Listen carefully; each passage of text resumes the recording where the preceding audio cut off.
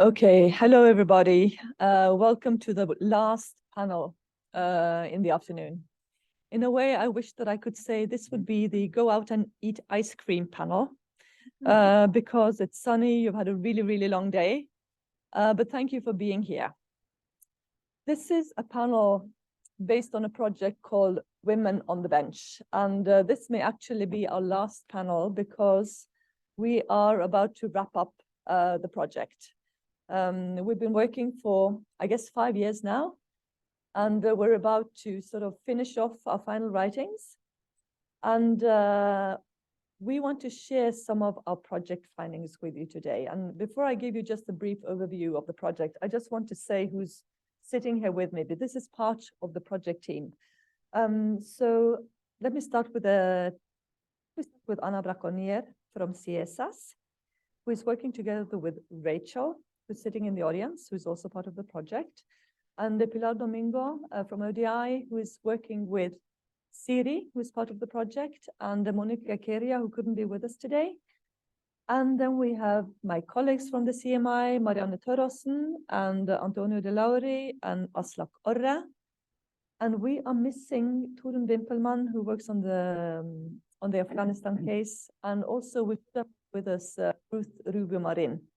She's been part of the project, and some of you may remember her from previous exchanges when we've had lunch with a judge, where we've had an interview, prolific or prominent woman judge from one of the country studies that are part of this project. And for those of you who don't know the project, let me just say very, very briefly what motivated it. I mean, I guess it's in the title, Women on the Bench. We started off by wondering why it is that some of the countries that have highest percentage of women judges in the world are not the well-established democracies that have had well-functioning judiciaries for hundreds of years, but it's new democracies and in particular post-conflict societies. And there is a big literature on the role of women in countries that have gone through political rupture. And the idea is that when you have transitions, abrupt transitions, they open up spaces that may allow more women to get into positions of power. And there is quite a big literature on women politicians, but we don't really know so much about women judges. And when we started the project, which I think was about 5 years ago, there was actually very little literature on women in the global South. Now, this has been changing because now a lot of books and articles have been coming out on women judges, especially in Africa, but also some on Asia and Latin America. But most of the work is focused on women in high courts. So there's very little knowledge actually about women in lower courts, and there is particularly little knowledge about the role of women in lower courts. So we have tried to amend some of this knowledge gap in this project. And when we started, we asked 3 main questions. The first question we asked was, how do women get to the bench? How do they get into positions of judicial power? The second question we wanted to look at was, what is the experience of women judges once they are on the bench? And this also includes how they sort of rise in the hierarchy of courts, if you want. And the third question we had when we started was whether having more women on the bench would actually make a difference on judicial outcome. Now, we've kind of changed that underway because we haven't done any in-depth case analysis in this project, but we have addressed whether having more women on the bench actually makes a difference in society in general, on other dimensions than just case outcome.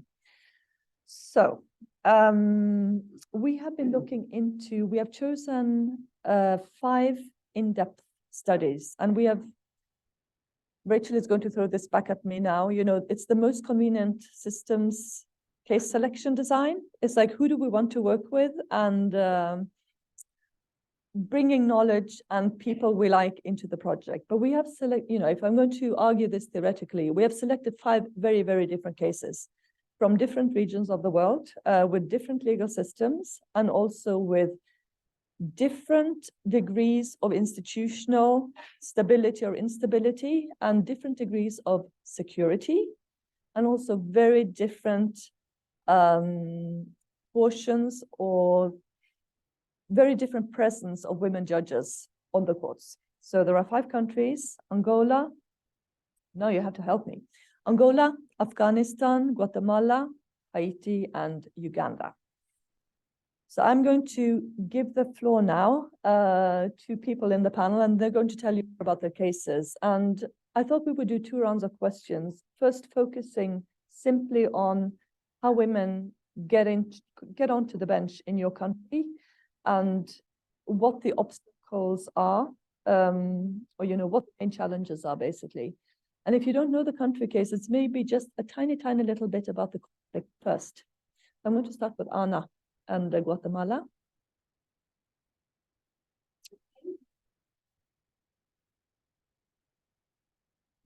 So actually, I prepared, according to the 2 questions you sent us a week ago, I prepared something, but so the appointment system in Guatemala is divided in 2 different systems. There is the low courts and the high courts, the appeal courts and the Supreme Court, and the lower courts. And since democratization in 1996, there was a huge effort nationally and internationally to professionalize the judiciary, of offering training and opening a lot of positions, also because there was a creation of specialized courts to deal with human rights, corruption, and high-risk issues. And though the creation of those institutions, so the legal opportunity out from the transition, opened a lot of positions from women. And today we have 23, no, today, I don't know if today, but our data comes from 2018, and we have 43% of female judges in the judiciary. So it's very high. The Supreme Court has parity, it's almost 50%. So we explained that because there was an opening, a lot of women found career advancement in the law schools, and that is that's for the lower system, which is through the judicial school and a professional career. But then we have the most problematic part, which is the high courts, so the appeal and the Supreme Court, and that is a highly politicized system with a 2-step. First, there is the selection through a Congress committee, and then there is a vote within that commission in Congress, and that's where politics come into the judicial system. And I won't say the findings yet, the main argument, or perhaps yes. Well, our argument, and in the paper and the article we wrote with Rachel and Camila de Leon, a fellow in Guatemala, was that we explained traditionally the lack of access of women into high positions due to the glass ceilings, right? But we came with a notion of the impunity ceiling, because in this, the high-level courts, there is a lot of female judges, and what we found is that if you align with dominant politics, you can advance your career until the Supreme Court. if you are committed to human rights or judicial accountability, the obstacles arise. Thank you, Anna. You know what? I think I'm actually going to come to Asad and Angola because I think some of your findings in Guatemala actually resonate a lot with a country which is located on the other side of the world. So, Asad. Oh, yeah. Do I have to repeat what I said?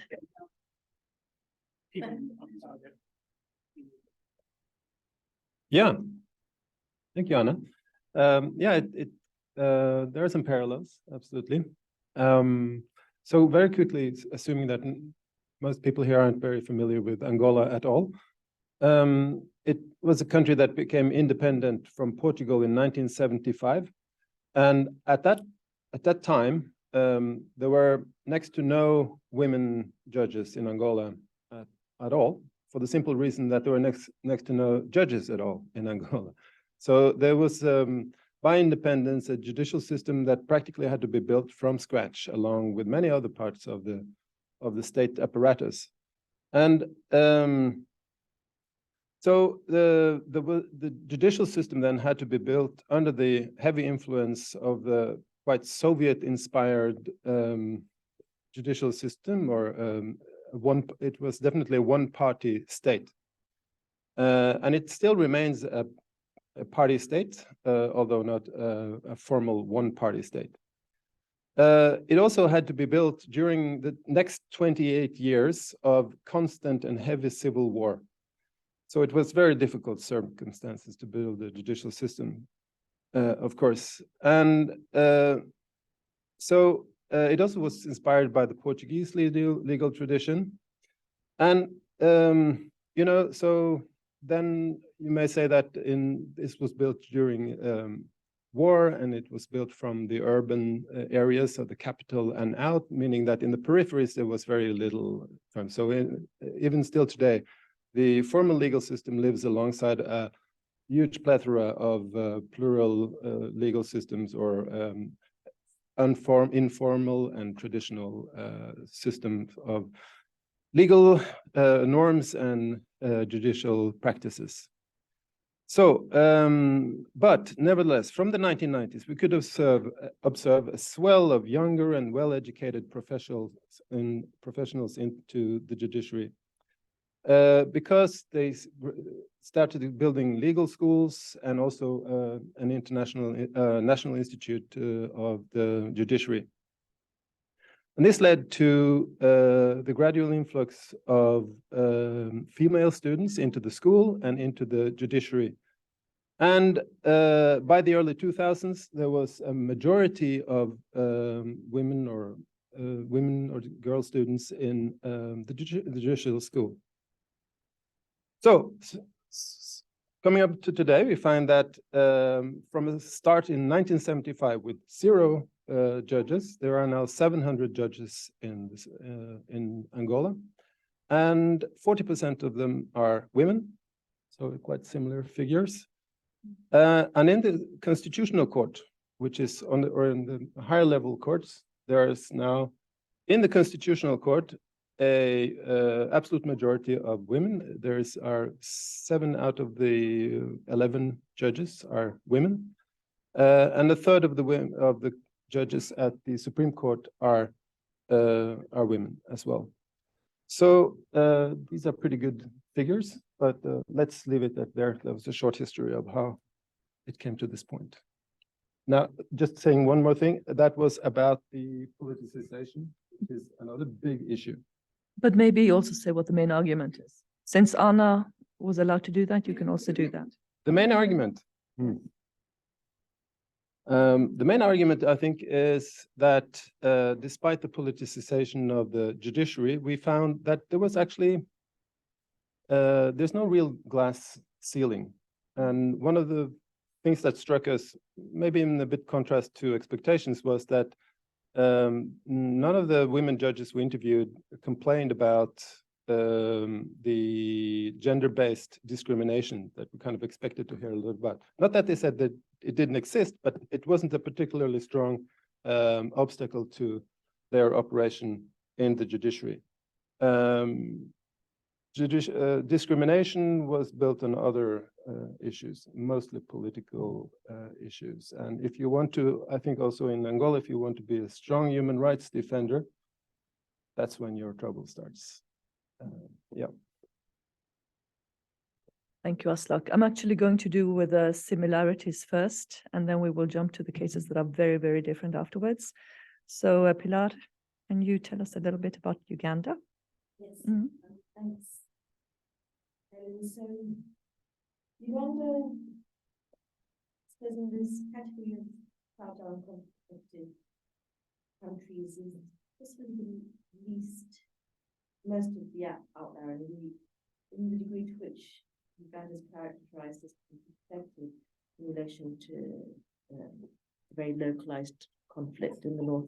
We didn't take that as our starting point, but rather the experience of women judges following from the Bush War and the transition into the current political system, which is nominally a constitutional democracy, but in fact, a political settlement that's based around dominant party rule and concentrated really in one person, but which at the same time, as a result of that political history since the 80s and 90s, where gender equality gains have been important in state bureaucracy and the political system in different ways.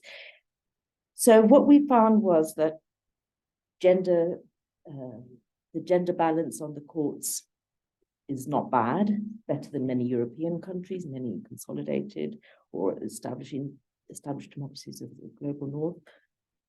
47% of judges in the lower courts are women, 39% in the higher courts. But what was definitely the case is that women are not making it to the main decision-making roles. They're not chief justice, they're not principal judge, they're not chief registrar. They get to the deputy positions, but then they're passed over. So what we looked at was what explains these apparent contradictions. And one of the things that throughout this project we've been trying to do is to distinguish between formal norms and informal rules of the game. And also in terms of how these play out at the lower and higher court level. So the formal rules are fine. They don't establish quotas, but they're not a barrier. Merit matters, professional skill, professional expertise matters, but they're not enough to get into the decision-making roles, to get into the leadership positions of the judicial hierarchy. The lower court, the lower judiciary is increasingly professionalized, merit is fundamental, but when it comes to promotion or posting, that's where things begin to get more opaque.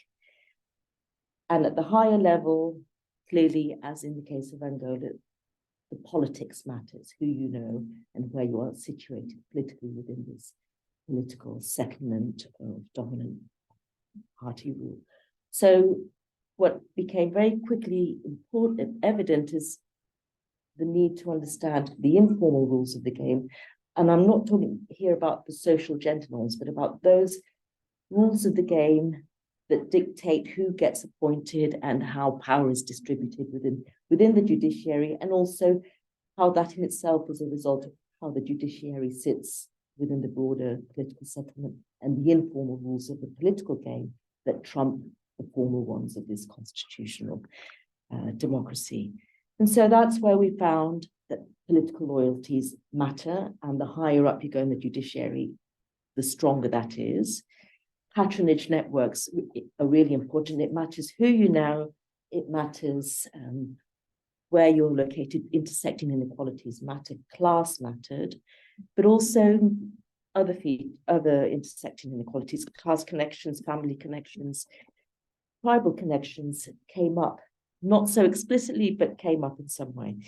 At the lower court levels, gender-based discrimination came out in different ways. Sextortion was very commonly reported, and class was important in terms of prospects of career progression, maybe less so explicitly political networks. But we also then thought about, okay, so what can women do to navigate and negotiate this context? At the individual level, merit is everything. Private experience was considered as important. Political skills and the ability to negotiate and navigate these informal rules was important. Activism and networks were important, less so with feminist organizations or women's organizations, but who you know also in the National Women Judges Association or networks within the legal profession were not unimportant, but fundamentally it was these personal connections with the political settlement that mattered.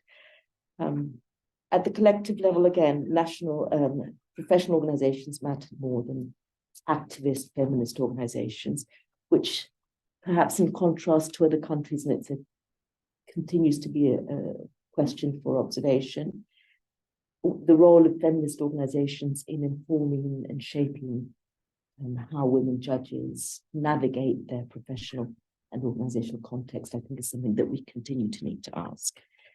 I'll stop for there. Thanks. Thank you so much, Pilar. I would like to give the floor to Marianne. And I just want to mention that Marianne has been the PhD candidate on the project, and she is the human glue in the project, yes, who has been working continuously throughout the period, and even she has, yes, submitted a thesis on Haiti. And she's also submitted a baby. And I'm sorry that little Arthur is not here with us, because he really has been part of workshops since he was probably a month and a half old. So this is a very committed PhD candidate, and the next one is under training.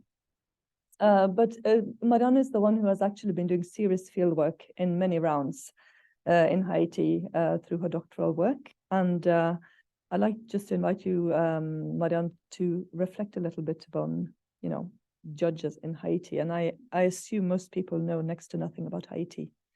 And I don't think there was any study on judges in Haiti before you started doing your work. So please let us know what's happening. Yeah, so Haiti is it was included in the cases because it was so few women judges, only 12%, and compared to a lot of these other countries that we heard about, that's quite small.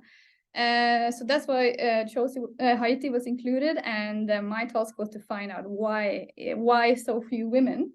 But then I went to Haiti and I started talking to people, and I found some statistics, and I was able to compare with how it used to be in the 1990s, and then it was just 2% women judges. And also when comparing to women in other decision-making roles in Haiti, I also realized that this is actually not the sad story that it looked like from the beginning, because there have really been improvements here, because women only make up 3% of parliamentarians. So it's one of the least gender equal countries in the world in terms of women's representation in decision making, but there has been positive developments in the judicial sphere that has not happened in other spheres like the political one. So that's why Haiti is a very interesting case to study. And I guess people don't know that much about Haiti either. It's in Latin America, but it's kind of an outsider in Latin America because it's a former French colony. It's not a post-conflict sense in the traditional. No, it's not a post-conflict state in the traditional sense, because there was never a civil war. But it's post-authoritarian. You may know Papa Doc and Baby Doc, who ruled Haiti for many decades. And there's also been periods of extreme state-sponsored violence. Thousands have been killed. So that's why a lot of scholars put Haiti in the post-conflict literature, because there's been so many similar patterns there. So also had the transitional justice, truth commission, and all of that.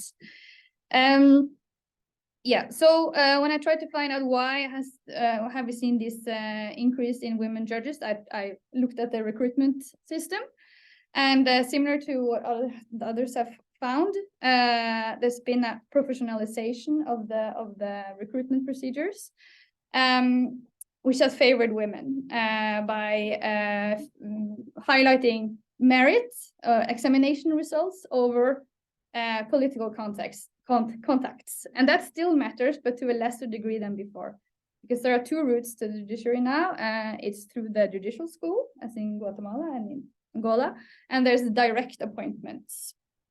The judicial school is quite new. It was established in 1996, but it had to close down for several periods due to political turmoil. So there hasn't been that many classes that's graduated from the school. So it's still, in a sense, new. And there's only about 25% of all judges have gone through the school. So it's still like in the process. So I believe that in the future, we will see more increase in the proportion of women judges. So what a lot of the judges I spoke to told me was that to be directly appointed, you needed to know someone, to have political contacts, so that someone could suggest your name to the people who made the decision. And a lot of the women judges said that I know no one, I know no one of importance. So for me, that was very hard. But then the judicial school was established, and you didn't need to know anyone to be accepted to the school. You only had to have good grades. So this has really helped women find a way into the judiciary. And just looking at the number is quite striking how effective this school has been, because 66% of all women magistrates have gone through the school. But and 34% has been directly appointed. When it comes to men, only 25% male judges has been appointed through the school, while 75% has been directly appointed. So it's quite easy to see the effect of this school.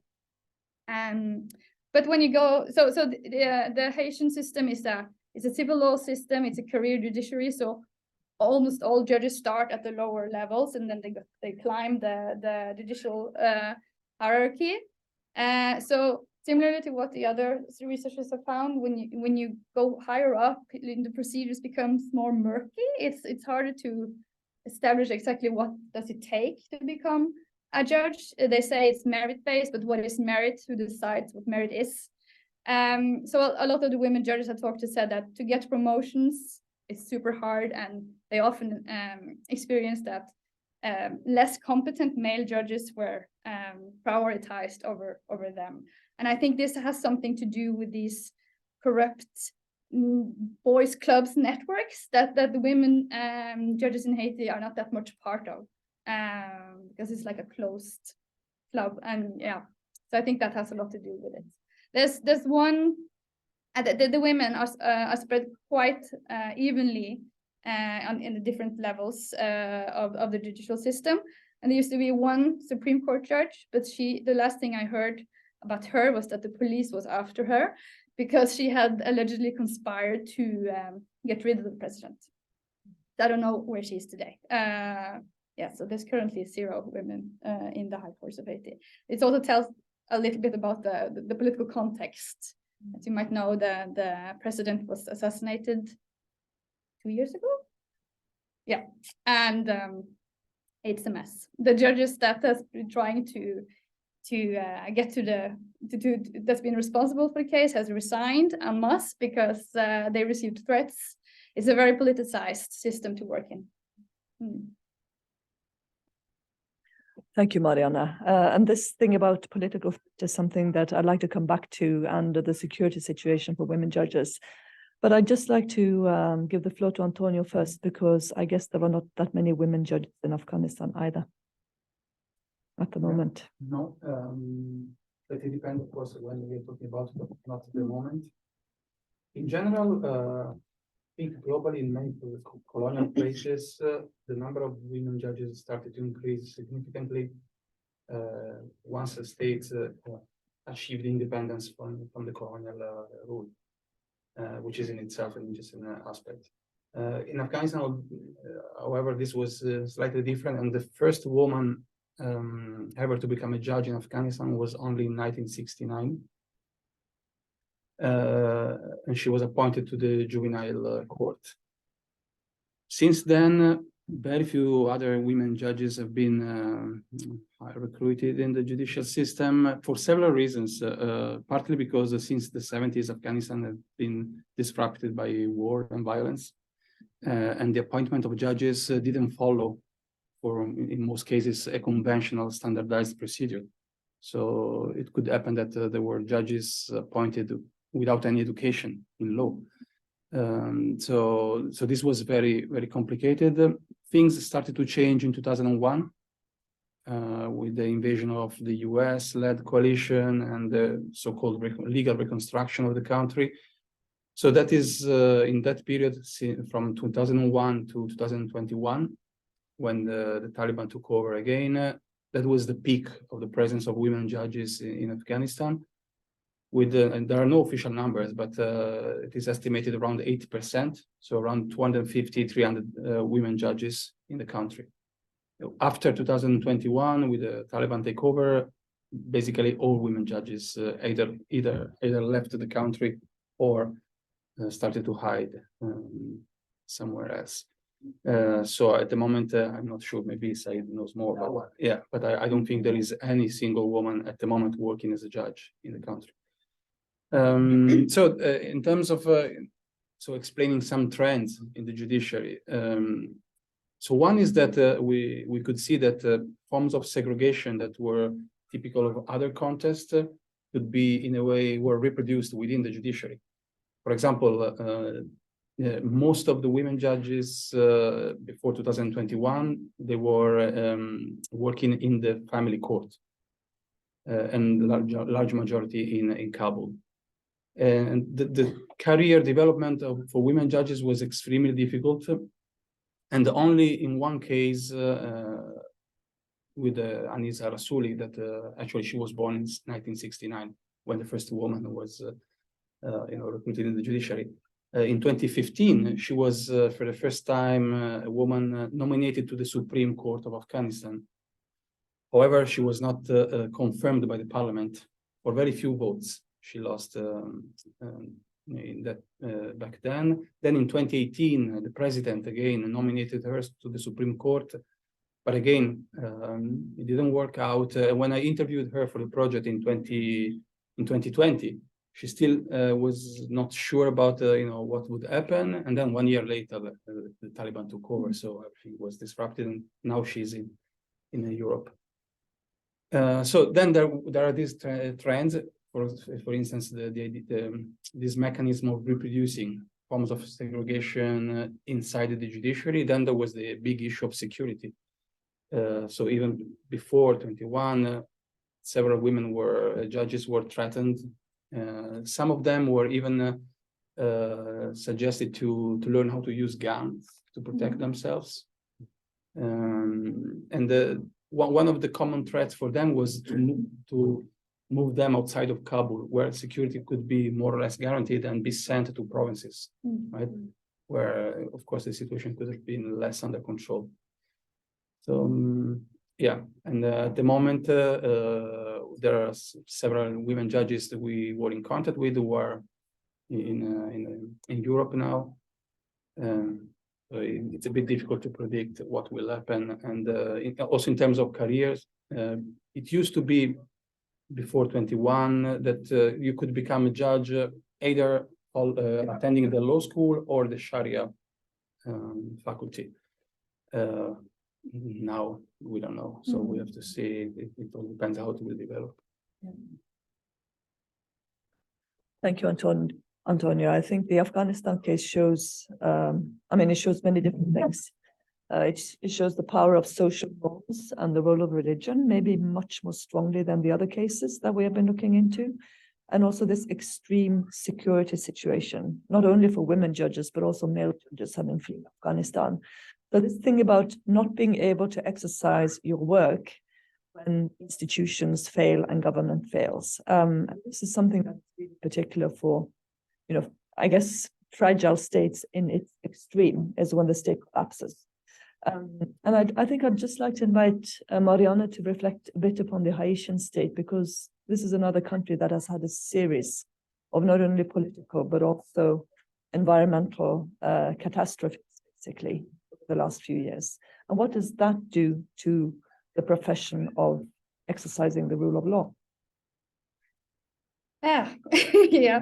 Well, as you said before, as is the case in all of these insecure contexts, both men and women are facing challenges to their profession.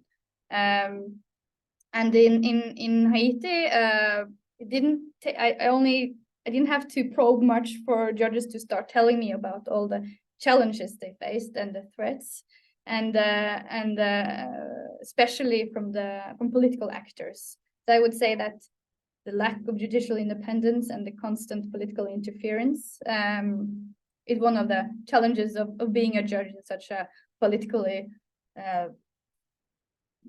volatile context where the judiciary is poorly institutionalized and a lot is still very political, even though it's an independent judiciary on paper, but in reality it's quite a different thing.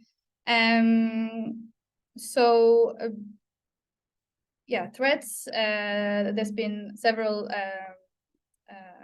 assassinations and assassination attempts on judges and court personnel in Haiti, which has actually gotten worse the past years during the political crisis. It's also an extreme lack of resources. The courts, I visited several courts and just seeing the condition was shocking. I visited a court that lacked a door and just like being able to feel safe in the place you are working. I think that's very important when you do such an important job. But that was striking how poor the conditions were, and it also varied a lot. It was worse for the lower courts. While if you climbed the hierarchy, there were more protection, and also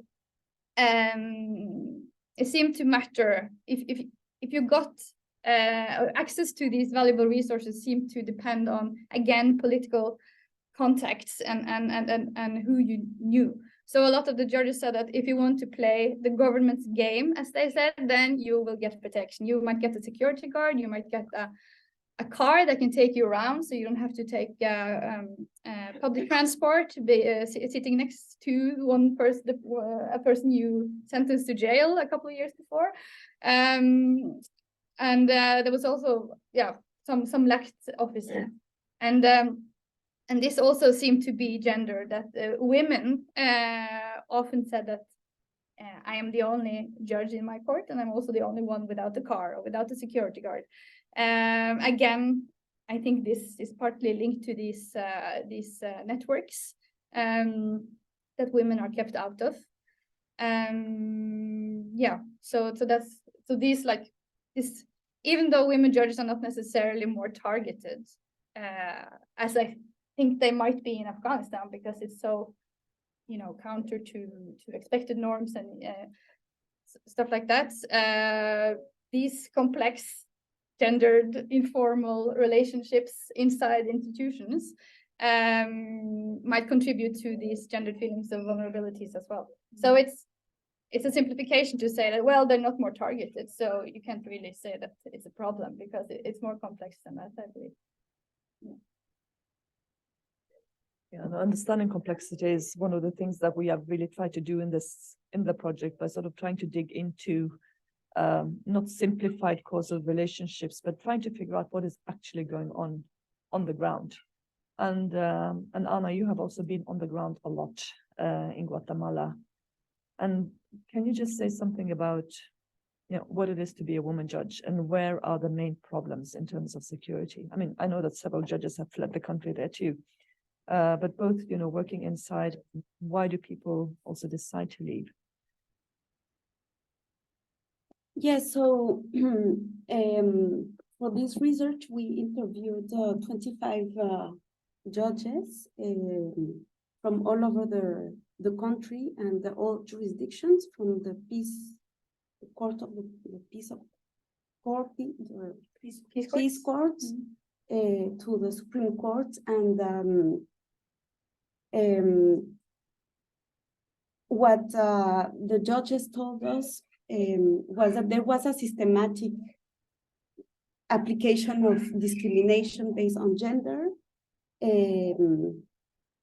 but there was also a variation according to the age of the judges, because we interviewed young and more experienced judges, and the younger, the most the impression of discrimination based on gender was felt. We heard histories of sextortion, or there is an office of the judiciary within the public prosecutors building, and that office, and she's there like 24 hours, and in the public prosecutors building there is a carceleta, a little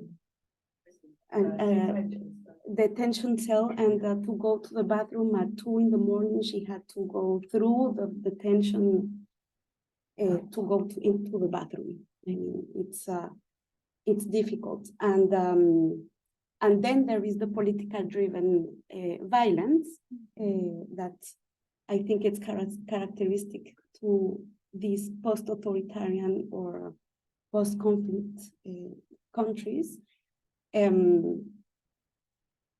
The high-risk court, so the 3 magistrates in the high-risk court that delivered the genocide case, one of them was constantly attacked at her home, in the streets, attacked in her home with bombs, and so it's heavy. But I want to finish in a more positive note, because it's not only the violence. We also talked with judges from, for instance, the labor courts or the femicide courts, and the impression they had, of course, in labor and femicide, they received during the trials horrible messages and feminazi and everything, but they had the real commitment to their jurisdiction, and the impression that their court and their tribunal and their space was their autonomy space, where they could maneuver as they could and wanted. And that is a reason why, when we asked them if they wanted to advance their career into the judicial system, they were like, under these conditions of capture and criminalization and everything, we stay in our jurisdiction, and we are very well here because we can maneuver real things and have impact in the women seeking for justice because of violence. Thanks so much, Anna. This actually resonates a bit with the Angolan case as well, I think, where explicit violence is much lower. But Aslak, can you just say can you comment a bit on the security situation, but also on, what is the main take in terms of how the fragile state context actually, shapes the way women judges operate in Angola? Mm-hmm. Just very briefly, because I think we have to finish quite soon. Yeah, so to sum it up, then I think it was put it in the following picture. If what keeps you safe in a place like Guatemala or in Haiti, or even in Afghanistan, is the gun, in Angola it's political, your political loyalties or your political contacts. So if you're making it into the role of being a judge, then you are safe. It means you are sanctioned by the state, and you don't need a gun. I don't think most judges in Angola wears a gun. They don't need it. They may have a big car and a security guard, but I think that's not really for security. It's more like an ostentatious display of your power and your big 4x4 and so on.